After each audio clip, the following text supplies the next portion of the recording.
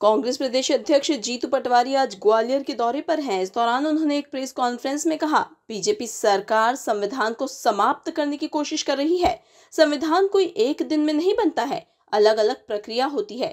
जीतू पटवारी ने पूर्व प्रधानमंत्री स्वर्गवासी मनमोहन सिंह और मोदी का जिक्र करते हुए कहा कि दोनों ने 10 साल इस देश में शासन किया, लेकिन मनमोहन सिंह के कार्यकाल में सूचना के अधिकार, शिक्षा, भूमि, वन अधिनियम बिल लेकर आए। प्रधानमंत्री नरेंद्र मोदी की सरकार में जो भी बिल पास हुए हैं, उन बिलों से इस देश में एक भ्रम पैदा हुआ। कई सवाल खड़े हुए। देश में ये बहस छिड़ी कि ये बिल क्यों पास हुए। हरीश चौधरी जी ने आपके सामने अपनी पूरी बात कही, जिसके अंतर्गत कांग्रेस पार्टी कई सालों के, सैकड़ों सालों के संघर्ष के बाद हमारे महापुरुषों ने देश को आजाद कराया। देश के आजादी के बाद देश के संविधान का निर्माण किया। देश के संविधान का निर्माण संविधान सभा, कांग्रेस पार्टी और बाबा साहब अम्बेडकर के नेतृत्व में संविधान लागू किया और लगातार देश की एकता, अखंडता और उन्नति के लिए कांग्रेस पार्टी दृढ़ संकल्प के साथ देश की सेवा कर रही है। आदरणीय साथियों, कांग्रेस पार्टी ने जैसा कि जय बापू, जय भीम, जय संविधान, इसकी शुरुआत महू से की थी, जो बाबा साहब अम्बेडकर की जन्मस्थली है, और बहुत बड़ी एक रैली जिसके अंतर्गत कांग्रेस पार्टी ने अपना विजन देश के सामने रखा था, जिसमें आदरणीय खड़गे जी, आदरणीय राहुल जी और देश की पूरी CWC के मेंबर आए थे। उसी कार्यक्रम को संविधान की सुरक्षा, रक्षा, इसका सम्मान और देश का भविष्य। कांग्रेस पार्टी जरूर सत्ता में नहीं है केंद्र और राज्य में, पर अपने दायित्वों का निर्वाह कांग्रेस पार्टी को हमेशा देश की एकता और अखंडता के लिए करना चाहिए, क्योंकि ये विरासत कांग्रेस पार्टी के पास ही है कि देश बनाने में, देश को संविधान बनाने में, देश की उन्नति कराने में शहादत देने का अगर किसी पार्टी, किसी विचार को गौरव मिला है तो वो कांग्रेस पार्टी को मिला है, हमारे विचार को मिला है। तो जैसा कि मैंने कहा कि आदरणीय प्रभारी जी ने बहुत गंभीरता से बात करी है, इस पर कल 28 तारीख को एक पूरे प्रदेश का पहला अभियान फिर से शुरू हो रहा है, जिसमें एक राज्य स्तरीय रैली का आयोजन किया है। उसमें हम आप सबको भी आमंत्रित करते हैं, निमंत्रित करते हैं। साथ ही संवैधानिक मूल्यों की रक्षा, सामाजिक, आर्थिक और राजनीतिक न्याय का संकल्प, लोकतंत्र और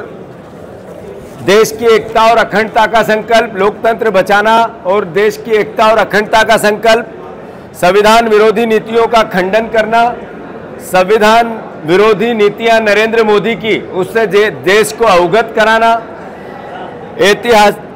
ऐतिहासिक संदर्भ जिसमें जय बापू, जय भीम, जय संविधान के अंतर्गत पूरा कार्यक्रम पूरे प्रदेश में, जिसमें जिला स्तर पर रैलियां करना, जिसमें विधानसभा स्तर पर रैलियां करना, जिस पर घर घर जाकर कांग्रेस के कार्यकर्ता आम जन, भारत के नागरिकों को जोड़कर संविधान के महत्व को समझाना, और देश में जिस तरीके से संविधान की लगातार अलग अलग तरीके से उस पर एक तरह से प्रयास किए जा रहे हैं समाप्त करने के या उसको क्वेश्चन करने के।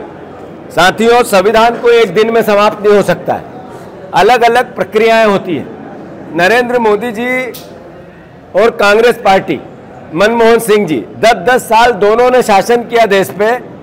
जब मनमोहन सिंह जी ने शासन किया तो भोजन के अधिकार का निर्माण किया, हमने सूचना के अधिकार का निर्माण किया, हमने शिक्षा के अधिकार का निर्माण किया, हमने भूमि अधिग्रहण अधिनियम बिल लेके आए, हम इस देश में वन अधिकार अधिनियम लेके आए, हम इस देश में आम आदमी के अधिकारों से संपन्न देश बने। जो मूल भावना है संविधान की, उस तरीके से कांग्रेस पार्टी ने अपने विचार को देश के सामने रखा और देश के ताने बाने को मजबूत किया।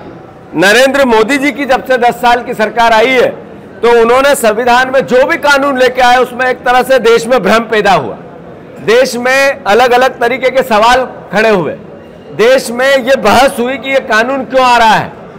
मैं मानता हूं कि देश की जो सरकार होती है वो देश की होती है, देश के प्रधानमंत्री है। हमारे विरोधी विचार के जरूर है, पर हमारे भी प्रधानमंत्री हैं, तो स्वाभाविक है कि देश के नागरिक होने के नाते देश के संविधान की अवधारणा को जो बाबा साहब अम्बेडकर ने मूल रूप दिया था, उसको सजोने और संवारने का दायित्व आज की कांग्रेस पे है।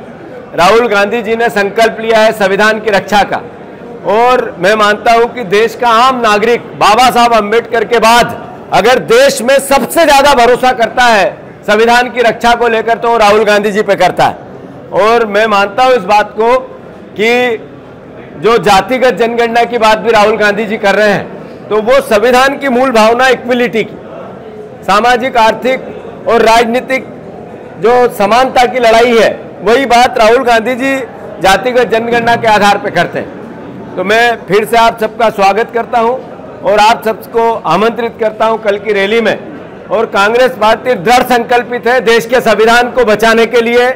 अपने खून की अंतिम बूंद तक भी कांग्रेस पार्टी के कार्यकर्ताओं को देनी पड़ेगी, तो हम तैयार रहेंगे। धन्यवाद।